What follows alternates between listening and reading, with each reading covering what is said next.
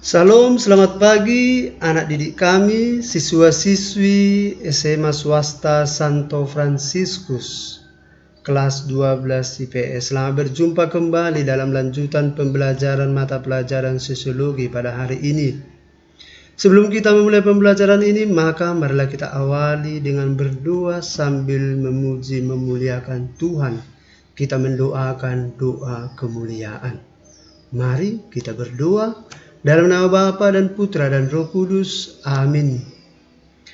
Kemuliaan kepada Bapa dan Putra dan Roh Kudus, seperti pada permulaan, sekarang, selalu, dan sepanjang segala abad. Amin.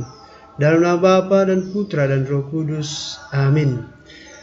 Pastor harap kalian semua dalam keadaan baik dan sehat. Jangan lupa selalu jaga kesehatan dengan cara hidup bersih.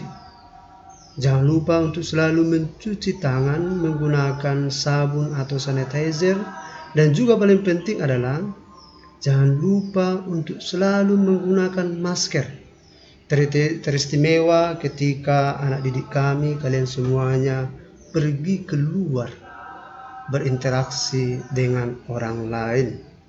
Kita sebagai anak sosiologi, anak IPS, harus memberikan contoh yang baik tentang ini.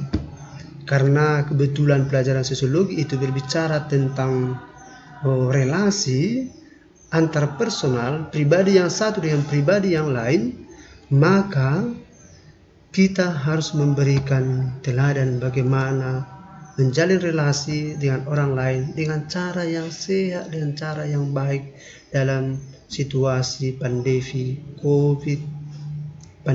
COVID-19 ini. Anak didik kami, saudara-saudariku, pada pertemuan pertama yang lalu, pembelajaran kita berakhir sampai pada bagian B, yaitu karakteristik dan bentuk-bentuk perubahan sosial.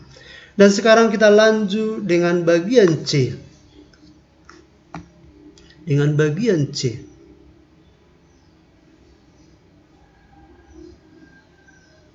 Yaitu teori mengenai perubahan sosial. Pada bagian C ini, teori mengenai perubahan sosial ini dibagi atas dua bagian besar. Yaitu yang pertama, nanti kita pelajari yang pertama adalah teori mengenai faktor penyebab perubahan sosial. Lalu yang kedua, teori mengenai proses dan arah perubahan sosial. Yang pertama, teori faktor penyebab perubahan sosial. Bagian pertama ini dibagi juga, tetapi dalam 4 bagian besar.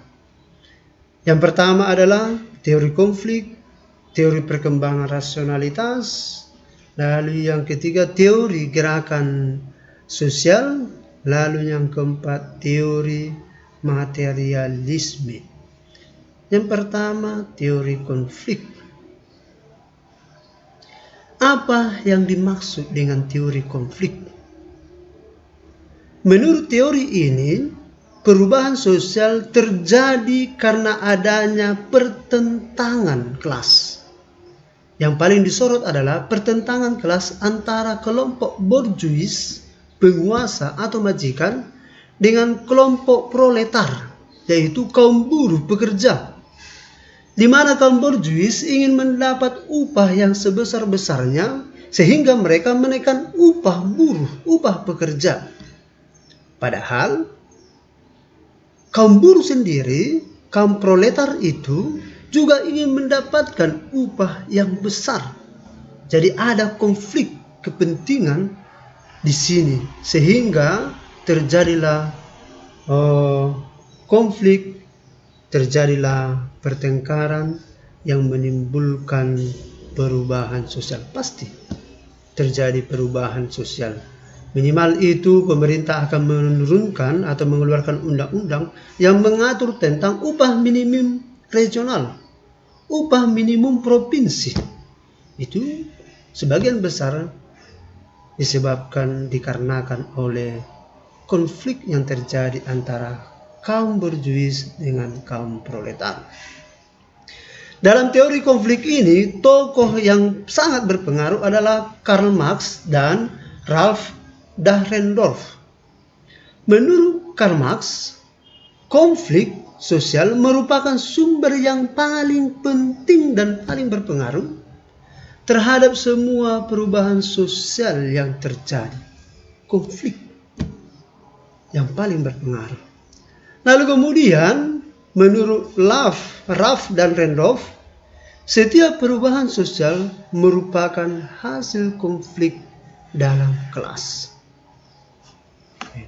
Itu menurut kedua tokoh yang mendukung teori konflik.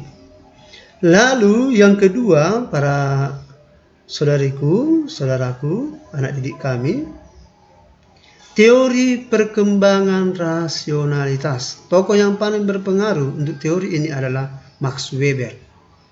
Dia mengatakan bahwa teori ini mengasumsikan bahwa perubahan terjadi karena perkembangan rasionalitas manusia. Perkembangan rasionalitas ini mengandaikan bahwa setiap manusia dengan rasionalitasnya akan selalu memilih dan menggunakan alat atau means yang paling tepat, yang paling bagus untuk memperoleh apa yang dia inginkan, untuk mencapai tujuannya.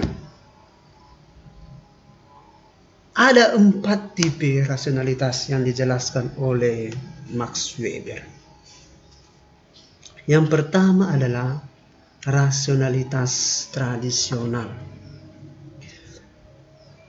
Rasionalitas tradisional ini boleh kita masukkan dalam kategori yang tidak rasional, walaupun dikatakan rasional tradisional, tetapi kalau kita bandingkan dengan yang sekarang ini, boleh dikatakan dia di luar kategori rasional. Karena dalam rasionalitas tradisional, seseorang kerap melakukan sesuatu hanya karena kebiasaan yang berlaku dalam suatu masyarakat, dalam suatu kelompok, tanpa menyadari alasannya. Tidak peduli masuk akal atau tidak, karena sudah biasa, ya dilakukan, dikerjakan. Contohnya saja, untuk orang Batak. Kalau orang Batak zaman dulu, kalau mereka melewati sebuah pohon beringin, atau bahasa Bataknya pohon ariara, biasanya itu harus marsatabi dulu, minta izin, permisi. Bahkan ketika melewati pohon itu, ada juga yang sambil menunduk. Karena apa? Karena orang dulu yang dipikirkan adalah pohon beringin itu, pohon hariara itu merupakan tempat tinggal roh-roh, entah baik atau jahat, tidak tahu kita, tapi ada roh di situ. Kalau kita asal lewat saja, tidak hormat, tidak minta izin, orang Batak mempunyai keyakinan bahwa orang ini bisa dicelakai oleh roh-roh itu. Nah, inilah contoh rasionalitas tradisional. Apakah itu masuk akal atau tidak? Untuk orang dulu itu masuk akal, rasional untuk mereka. Tetapi untuk sekarang tidak lagi. Bahkan sekarang banyak pohon hariara, pohon beringin sudah ditebang karena akarnya sangat mengganggu jalan, bahkan mengganggu bangunan, rumah, dan lain sebagainya. Lalu yang kedua adalah rasionalitas afektif. Rasionalitas ini sangat dikuasai oleh perasaan atau emosi tanpa pertimbangan akal budi. Otomatis begitu saja karena merupakan ekspresi perasaan. Contohnya saja adalah tindakan meloncat-loncat karena kegirangan, atau tindakan menangis karena orang tuanya meninggal dunia, dan lain sebagainya. Lebih pada ekspresi pribadi. Otomatis demikian saja karena memang ini berkaitan tentang rasa, emosi yang muncul di dalam diri seseorang. Lalu yang ketiga adalah rasionalitas berorientasi nilai. Rasionalitas ini sudah boleh dikategorikan atau boleh dikatakan lebih masuk akal dibandingkan rasionalitas tradisional dan yang afektif itu. Karena rasionalitas ini sudah memperhitungkan manfaat atau nilai dari sesuatu yang dia lakukan. Meskipun tujuan yang hendak dicapai tidak terlalu dipentingkan oleh si pelaku. Pelaku hanya beranggapan bahwa yang paling penting tindakan itu termasuk dalam kriteria baik dan benar. Itu pun menurut ukuran dan penilaian masyarakat di sekitarnya, di wilayahnya. Misalnya saja, menjalankan kewajiban agama di suatu daerah sesuai dengan agamanya masing-masing, ya kan? Pergi ke gereja hari Minggu, ya, itu baik, ya kan? Ada nilainya, tetapi tidak untuk semua orang, hanya untuk beberapa orang atau untuk kelompok-kelompok tertentu. Entah dia sadar atau tidak, entah apa yang dia lakukan ketika pergi bergereja pada hari Minggu itu, tetapi yang penting adalah dia pergi ke gereja pada hari Minggu, dan itu baik di mata orang, dan itu sesuatu yang diharapkan oleh orang-orang yang ada di sekitarnya, yang ada di lingkungannya. Atau juga seperti seseorang yang bekerja atau berjuang mati-matian, bekerja keras untuk memperoleh kesuksesan atau kekayaan, meskipun dia tidak memiliki pendidikan yang tinggi. Tetapi karena dia tahu bahwa dia apabila ingin mencapai kesuksesan, uang yang banyak, maka dia harus bekerja mati-matian meskipun dia tidak memiliki pendidikan yang tinggi. Itulah rasionalitas berorientasi nilai. Lalu yang keempat dan yang terakhir adalah rasionalitas instrumental. Pada rasionalitas instrumental ini, manusia sudah menentukan tujuan yang ingin dicapainya berdasarkan nilai-nilai dalam kehidupannya. Dan bukan hanya menentukan tujuan yang ingin dicapai, tetapi dia juga sanggup menentukan alat atau instrumental atau strategi untuk mencapai tujuan itu. Misalnya saja, contohnya saja, seorang siswa ketika dia mempunyai duit, mempunyai uang, dia mempunyai kebebasan untuk menggunakan duit ini, uang ini untuk apa? Bisa contohnya membeli mie ayam, atau mau makan enak, makan saksang, makan BPK, perbaikan gizi. Atau juga yang lebih penting untuk dia adalah contohnya untuk membeli buku pelajaran, ya kan?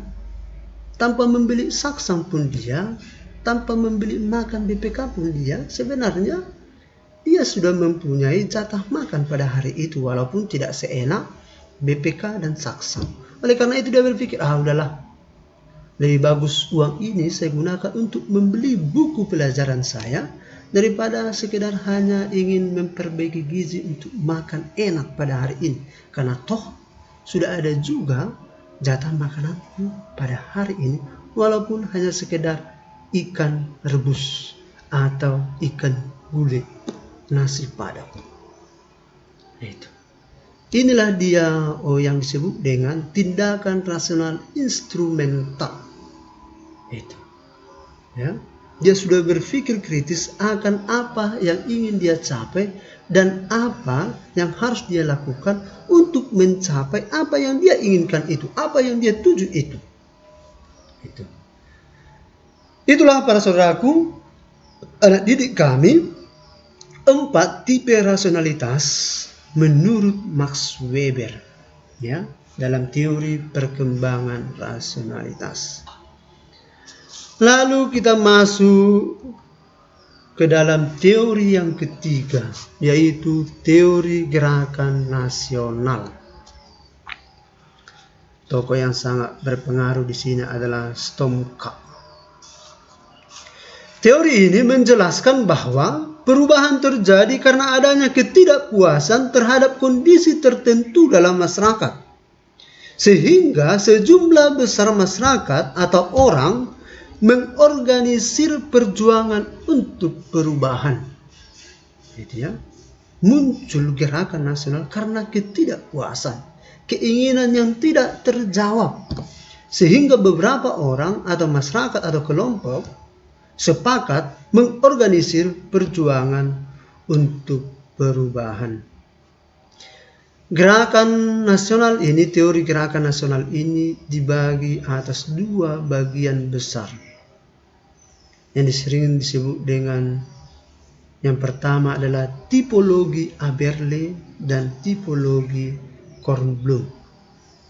Yang pertama, tipologi Aberle. Pendapat ini sesuai dengan namanya disampaikan oleh David Aberle. Aberle membagi tipologi ini ke dalam 4 tipe gerakan. Yang pertama, gerakan atau alternative movement. Gerakan ini bertujuan untuk mengubah sebagian perilaku perorangan. Tidak semuanya, hanya sebagian saja. Contohnya, kampanye tidak merokok, kampanye tidak mabukan, kampanye tidak menggunakan narkoba. Hanya sebagian dari perilaku manusia itu yang ingin diubah. Itu ya. Lalu yang kedua adalah redemptive movement. Gerakan ini bertujuan untuk merubah keseluruhan perilaku seseorang. Contohnya, gerakan di bidang agama, agar seseorang pelaku penyimpangan atau pelaku kejahatan bertobat dan mengubah hidupnya dengan cara hidup yang lebih baik sesuai dengan ajaran agamanya. Jadi bertobat secara keseluruhan, mengubah dirinya secara keseluruhan. Yang dulunya penjahat, sekarang menjadi anak soleh. Ya, anak baik yang tidak lagi melakukan kejahatan-kejahatan yang telah dia lakukan sebelumnya. Lalu yang ketiga adalah reformative movement. Ya. Tujuan gerakan ini adalah mengubah masyarakat, namun tidak seluruh masyarakat, tetapi hanya dalam ruang lingkup tertentu saja. Contohnya adalah seperti gerakan emansipasi wanita, ya, emansipasi wanita, yang mengharapkan adanya kesetaraan gender, ya kan? Menuntut kesetaraan hak, persamaan hak antara laki-laki dan perempuan. Itulah reformative movement. Dan yang keempat adalah transformative movement. Gerakan ini mengubah masyarakat secara menyeluruh, mendasar, sampai bahkan ke sistem pemerintahan, sehingga terjadi perubahan sistem pemerintahan. Yaitu struktur sosial dan lain sebagainya, stratifikasi sosial itu berubah. Contohnya itu seperti gerakan Khmer Merah di Kamboja yang mengubah ideologi Kamboja puluhan tahun yang lalu. Itu. Biasanya gerakan ini akan memakan korban, ya, menghilangkan nyawa manusia. Biasanya seperti yang terjadi di Kamboja ini. Ini merupakan sejarah kelam, ya, sejarah kelam dalam sejarah Kamboja. Itulah para saudaraku, anak didik kami yang masuk dalam kategori tipologi Aberle. Lalu yang kedua adalah tipologi Kornblum. Teori ini disampaikan oleh William Kornblum. Kornblum juga membagi gerakan ini menjadi 4 tipe. Yang pertama dikatakan oleh Kornblum adalah revolutionary movement. Tipologi ini menjelaskan bahwa gerakan perubahan atau transformasi terjadi secara menyeluruh, bukan hanya dalam tatanan sosial, termasuk juga transformasi dalam institusi pemerintahan dan sistem stratifikasi sosial masyarakat. Itulah revolutionary movement, transformasi menyeluruh dalam tatanan sosial. Lalu nomor 2, bagian kedua, reformist movement. Tipologi ini menjelaskan bahwa gerakan itu hanya mengubah sebagian institusi dan nilai.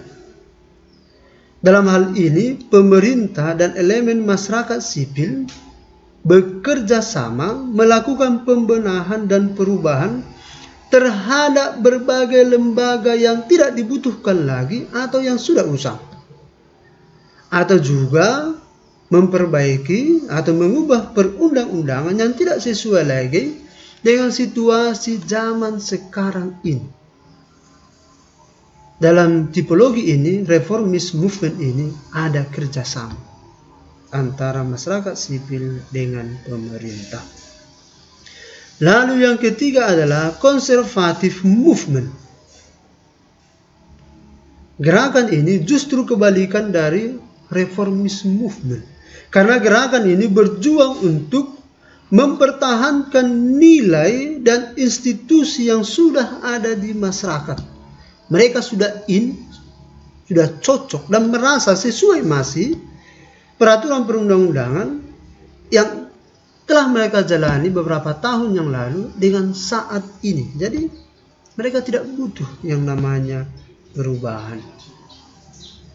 Lalu yang keempat adalah reactionary movement.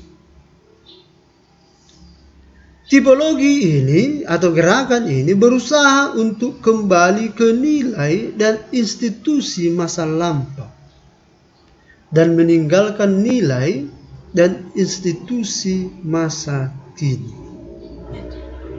Itu dia, reactionary movement. Mereka bernostalgia bahwa nilai dan institusi masa lampau lah yang lebih cocok, yang lebih baik dibandingkan yang sekarang ini, sehingga mereka mengharapkan untuk kembali ke masa lampau, menghidupi nilai dan institusi di masa lampau. Namun anak didik kami, siswa-siswi kelas 12 IPS, harus kita ingat bahwa gerakan sosial tidak sama dengan konflik. Gerakan sosial tidak harus disertai konflik. Namun sebaliknya, konflik belum tentu merupakan gerakan sosial. Tetapi gerakan sosial bisa juga menimbulkan konflik. Oleh karena itu, untuk membedakan kedua hal ini, Stomka memberikan beberapa karakteristik mengenai gerakan sosial. Yang pertama, karakteristik atau ciri-ciri gerakan sosial. Adanya segi kolektif, kebersamaan. Itu gerakan sosial, kerjasama, ya, kebersamaan. Yang kedua, berlandaskan kesengajaan dan kesinambungan. Ya, itu mengandaikan bahwa ada rapat, rembuk, mengatur strategi, dan perencanaan berkesinambungan. Itu gerakan sosial. Lalu yang ketiga, memiliki tujuan dan kepentingan bersama. Lalu yang keempat, Gerakan sosial seringkali ditandai dengan adanya tujuan jangka panjang, yaitu untuk mengubah atau mempertahankan masyarakat atau institusi yang ada di dalamnya. Yang kelima, itu ada kalanya gerakan sosial dilakukan dengan menggunakan cara-cara yang berada di luar institusi yang ada, misalnya mogok kerja, mogok makan, pawai, demonstrasi, bahkan sampai tahap yang paling tinggi bisa sampai mengadakan konfrontasi. Konfrontasi contohnya konfrontasi dengan aparat keamanan, dengan polisi, ya kan, dengan militer, itu konfrontasi. Jadi kelima inilah yang menjadi ciri atau karakteristik gerakan sosial. Kita masuk pada poin yang keempat, yaitu teori materialisme. Teori ini menempatkan budaya material atau teknologi sebagai pendorong utama berlangsungnya perubahan sosial. Bahkan Thorstein Veblen mengatakan bahwa teknologi menjadi pemeran utama yang mendominasi pendorong perubahan sosial, dan hal ini tak terbendung. Itu menurut Veblen. Setiap wujud perkembangan teknologi secara bertahap menciptakan lingkungan kehidupan manusia yang sama sekali baru. Ya kan? Contohnya saja yang paling biasa untuk kita, yaitu ketika pertama kali adanya telepon. Ya kan? Yang sebelumnya kita surat menyurat, harus menunggu berminggu bahkan berbulan untuk menerima surat atau mengirim surat kepada seseorang. Sekarang dengan telepon sudah menjadi sangat gampang. Kemudian ada HP, ya kan? HP jadul yang hanya berfungsi untuk telepon dan SMS. Lalu berkembang dengan internet, smartphone, sosial media, ya kan? WA, Facebook, Twitter, YouTube, itu sekarang Zoom. Semua ini menciptakan lingkungan kehidupan yang sangat baru dan berbeda. Sesuatu lingkungan kehidupan sosial yang tidak ada pada zaman dulu. Kenapa? Karena budaya material itu, teknologi itu. Sehingga terciptalah perubahan sosial yang baru dan lingkungan sosial yang sama sekali baru. Kita lihat dulu bagaimana para saudaraku, bagaimana cara teknologi memengaruhi perubahan sosial. Yang pertama, ya, menyediakan alternatif baru bagi manusia. Lalu yang kedua adalah memengaruhi dan kemudian mengubah pola interaksi. Yang ketiga, introduksi teknologi yang tidak bebas nilai cenderung menimbulkan konflik sehingga membawa permasalahan baru yang membutuhkan penanganan baru sehingga terjadi perubahan sosial. Itu dia. Demikianlah anak didikku, siswa-siswi kami, penjelasan singkat mengenai teori faktor penyebab perubahan sosial. Sekarang kita masuk pada bagian kedua dari poin C, yaitu teori proses dan arah perubahan sosial. Pada bagian poin kedua ini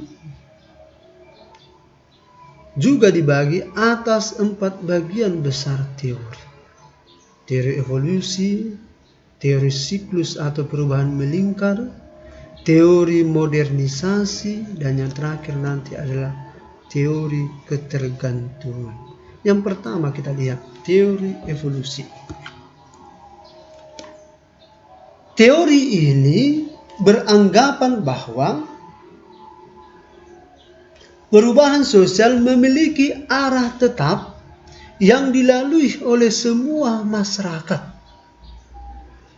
Masyarakat berubah dan berkembang dari tahap peradaban yang paling sederhana menuju tahap peradaban yang paling kompleks. Itu. Jadi manusia itu akan melewati proses perkembangan perubahan sosial dari tahap yang paling sederhana terus sampai pada akhirnya tiba pada tahap yang lebih kompleks. Tokoh-tokoh utama pendukung teori evolusi ini adalah contohnya Auguste Comte, Emile Durkheim, Herbert Spencer, Lewis Morgan, dan Wilbert M. Moore. Dari tokoh-tokoh ini kita hanya akan melihat bagaimana pendapat Auguste Comte dan Emile Durkheim. Pastor harap kalian mencari pemahaman atau pengertian Herbert Spencer, Lewis Morgan, dan Wilbert M. Moore mengenai perubahan sosial berdasarkan teori evolusi ini. Kita lihat yang pertama, Auguste Comte. Auguste Comte menjelaskan bahwa perubahan sosial dalam setiap masyarakat akan mengalami urutan atau tahap perkembangan. Dan perkembangan selanjutnya dipengaruhi oleh perkembangan sebelumnya, demikian seterusnya. Untuk maju ke depan, itu selalu dipengaruhi oleh situasi yang sekarang ini. Itu tahap yang sekarang ini. Itu menurut Auguste Comte. Lalu Auguste Comte menjelaskan tahap perkembangan itu dalam 3 tahap menurutnya. Yang pertama dia katakan adalah tahap teologis. Lalu yang kedua dia katakan tahap metafisik. Lalu yang ketiga disebut dengan tahap positif. Kita lihat satu persatu secara singkat. Tahap teologis maksudnya ialah tahap yang beranggapan bahwa setiap peristiwa, setiap kejadian, atau setiap gejala sosial selalu mengacu pada kekuatan-kekuatan yang adikodratif, atau segala gejala sosial itu selalu dijelaskan berdasarkan kekuatan-kekuatan adikodratif. Itu tahap teologis. Lalu tahap teologis ini pun dibedakan lagi ke dalam 3 bagian besar, 3 tahap. Yang pertama, tahap fetisisme. Lalu yang kedua, tahap politeisme. Dan yang terakhir, tahap monoteisme. Tahap fetisisme artinya semua benda memiliki kekuatan hidupnya sendiri. Bahwa semua benda itu mempunyai energi dalam dirinya sendiri, mempunyai kekuatan. Makanya ada yang disebut dengan jimat, ya kan? Aneh-aneh saja ada jimat. Ada orang jimatnya batu hitam. Ada orang jimatnya tanduk kerbau. Atau ada jimatnya gigi aidi. Aneh-aneh lah. Tapi apa yang mau dikatakan dengan tahap fetisisme ini? Orang yang mengakui tahap fetisisme ini mengakui bahwa benda-benda itu mempunyai kekuatan pada dirinya sendiri. Lalu yang kedua, tahap politeisme. Tahapan ini beranggapan bahwa ada kekuatan-kekuatan tertentu sebagai pengatur kehidupan atau yang mengatur setiap gejala yang terjadi di alam ini. Itu politeisme. Mereka mempunyai kekuatan yang mengatur alam semesta ini. Lalu kemudian tahap monoteisme, tahap di mana keberadaan dewa-dewi mulai digantikan dengan kepercayaan kepada Tuhan yang Maha Esa. Itulah para saudaraku yang dimaksud dengan tahap teologis. Tahap teologis. Lalu yang kemudian kita masuk ke tahap metafisik. Tahap metafisik ini maksudnya ialah di mana Gejala-gejala alam, realitas alam mulai dipahami dengan nalar atau akal sehat manusia. Pada tahap ini, manusia sudah mulai berpikir kritis. Tidak lagi seperti tahap teologis itu, yang melihat segala sesuatunya itu dalam pemahaman yang adikodrati. Ya, itu dia. Lalu tahap yang ketiga, menurut Auguste Comte, yaitu tahap positif. Tahap positif ini maksudnya ialah bahwa realitas sudah harus dijelaskan dengan mengacu pada bukti empiris, bukti pengamatan. Apapun yang terjadi di alam semesta ini, itu harus mempunyai bukti empiris. Harus bisa dijelaskan berdasarkan apa yang diamati. Bahkan harus dieksperimen. Itu dia. Harus ada perbandingan-perbandingan. Tidak boleh kita langsung pada kesimpulan yang adikodrati. Itu. Tahap positif ini sering juga disebut dengan tahap abad ilmu pengetahuan atau tahap industrialisasi. Itulah para saudariku, anak didik kami, siswa-siswi kami, mengenai pemahaman Auguste Comte mengenai teori evolusi. Lalu kita lihat pemahaman Emile Durkheim. Emile Durkheim mengatakan bahwa setiap masyarakat bergerak dari solidaritas mekanik ke solidaritas organik. Itu dia. Solidaritas mekanik ialah solidaritas perubahan sosial yang terjadi karena adanya kesamaan, adanya komitmen moral bersama, adanya keterikatan hubungan emosional. Itu ya. Orang-orang yang sama ini berkumpul sepakat untuk mengadakan perubahan sosial.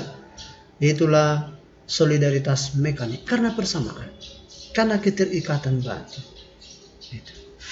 Sedangkan solidaritas organik ialah solidaritas yang terbentuk karena adanya perbedaan antara anggota masyarakat. Itu.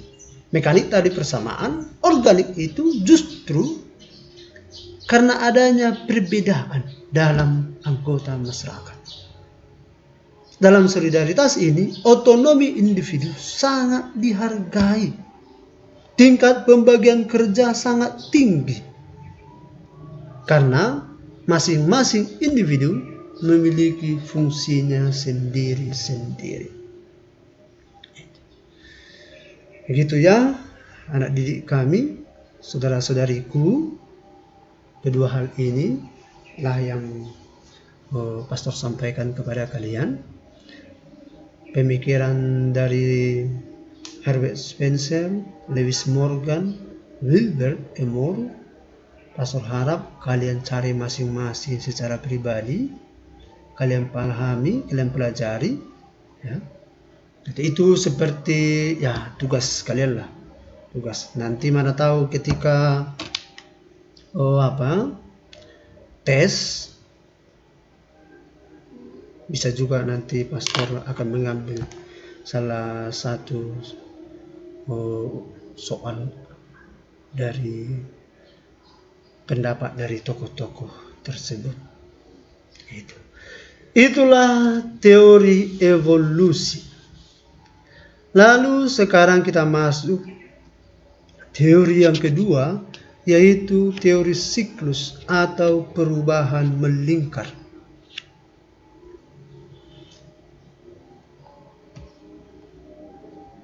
Teori ini menjelaskan bahwa perubahan sosial masyarakat itu diibaratkan seperti sebuah roda.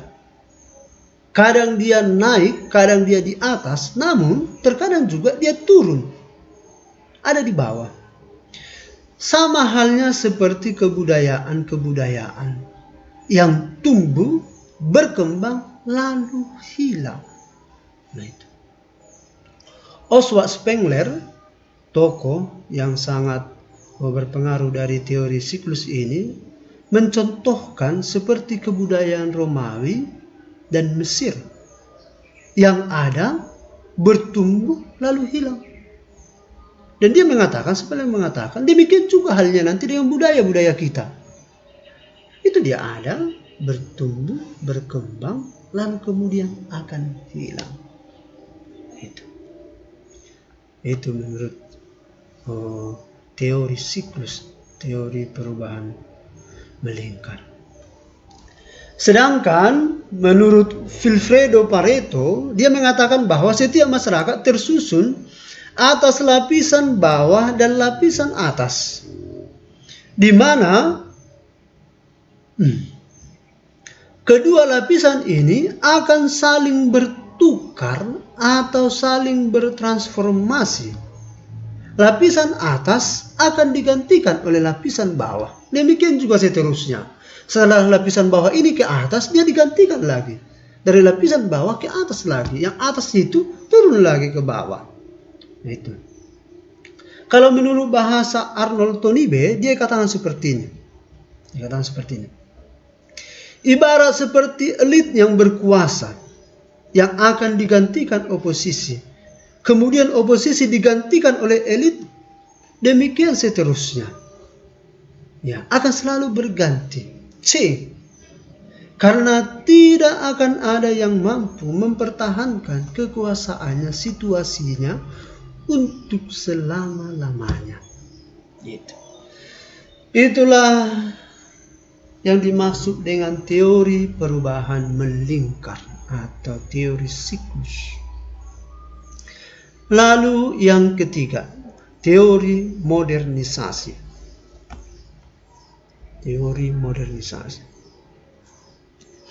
Teori ini mengasumsikan bahwa negara-negara berkembang akan bisa juga menjadi negara industri yang maju seperti negara industri yang ada di negara barat. Yang penting negara berkembang itu bisa mengatasi berbagai kekurangan dan masalahnya, serta mencapai tahap take off, lepas landas ke arah perkembangan ekonomi. Itulah yang dimaksud dengan teori modernisasi. Teori modernisasi memberikan ciri-ciri apabila sebuah negara itu boleh dikatakan sebagai negara modern. Yang pertama dikatakan menurunnya angka kematian dan kelahiran, ya kan? Karena kecanggihan teknologi, perkembangan teknologi, penelitian dan lain sebagainya itu, manusia akan bisa menjadi awet, panjang umur. Itu dia, sehat, sehingga angka kematian menurun. Dan kemudian juga karena kecanggihan teknologi itu kerap kali juga membuat manusia menjadi kurang memikirkan kelahiran. Itu ya. Maka dikatakan menurunnya angka kematian dan kelahiran seperti di negara Eropa, di negara barat sana. Itu. Lalu yang kedua, menurunnya ukuran dan pengaruh keluarga. Itu. Lalu yang ketiga, terbukanya sistem stratifikasi. Terbukanya sistem stratifikasi atau mobilitas sosial terbuka lebar. Orang bisa dari kalangan bawah, level bawah, kalau dia rajin bekerja, berjuang, berusaha, dia bisa saja menjadi masuk dalam sistem stratifikasi sosial tertinggi. Jadi terbukanya sistem stratifikasi, mobilitas terbuka lebar. Yang keempat, peralihan dari struktur feodal kesukuan ke struktur birokrasi. Yang kelima, menurunnya pengaruh agama. Yang keenam, beralihnya fungsi pendidikan dari keluarga atau komunitas ke sistem pendidikan formal. Yang ketujuh, muncul dan berkembangnya kebudayaan massal. 8. Berkembangnya perekonomian pasar dan industrialisasi. Itulah para saudaraku, anak didik kami, teori modernisasi. Lalu kita masuk pada teori yang keempat dan teori yang terakhir, yaitu teori ketergantungan atau dependensia. Teori ketergantungan ini sering juga disebut sebagai teori keterbelakangan. Itu underdevelopment. Teori ini berasumsi bahwa perubahan sosial dalam wujud pembangunan, ya kan, kerap kali bukan justru untuk memajukan sebuah negara berkembang, tetapi justru menimbulkan ketergantungan. Adanya ketergantungan dari suatu negara, terutama negara berkembang, pada akhirnya akan membawa akibat yang lebih jauh, lebih buruk, berupa keterbelakangan pembangunan ekonomi. Itu. Ideologi pembangunan ekonomi yang bergantung pada kekuatan modal asing akan mengakibatkan dominasi negara-negara maju itu terhadap pertumbuhan ekonomi negara-negara berkembang. Negara-negara berkembang itu akan didikte, tanda petik, akan diatur oleh negara-negara maju. Ekspor impornya bahkan juga ditentukan oleh negara-negara maju. Makanya teori ketergantungan ini mengatakan bahwa sebenarnya kerjasama antara negara berkembang dengan negara maju itu bukanlah kerjasama yang setara, ya. Justru itu hanya akan merugikan negara-negara berkembang. Bahkan segala aset, ya, SDM yang ada dalam negara berkembang itu bisa ditarik keuntungannya ke negara-negara maju. Itu. Demikianlah saudari-saudaraku, anak didik kami, siswa-siswi kelas 12 IPS SMA swasta Santo Fransiskus. Sampai disinilah dulu pembelajaran kita pada hari ini. Hanya pada bagian C saja, teori mengenai perubahan sosial. Pada pertemuan berikutnya kita akan masuk pada tema berikutnya, yaitu penyebab perubahan sosial. Demikian, semoga kalian, anak didik kami, paham apa yang pastor jelaskan. Kalau tidak paham bisa ditanya kepada pastor melalui chat atau melalui WA, Messenger, silahkan ditanya. Jangan lupa setiap hari Jumat kita akan ada sesi untuk tanya jawab secara live setiap hari Jumat pukul 8:30. Demikian pembelajaran kita pada hari ini. Jangan lupa untuk selalu menjaga kesehatan, cuci tangan pakai sabun, pakai sanitizer, dan pakailah masker supaya kalian tetap dalam keadaan sehat. Bukan hanya kalian, terutama teristimewa juga keluarga dan orang-orang yang ada di sekitar kita. Terima kasih. Salam sehat.